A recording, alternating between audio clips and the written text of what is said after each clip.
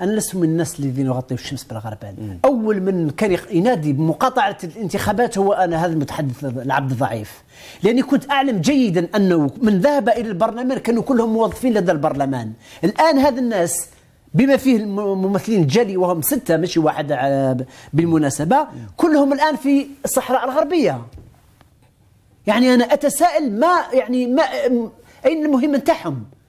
هم يقولوا يعني بين قوسين أن الجالية في المهجر انتخبتهم، فرضا أنهم انتخبوا.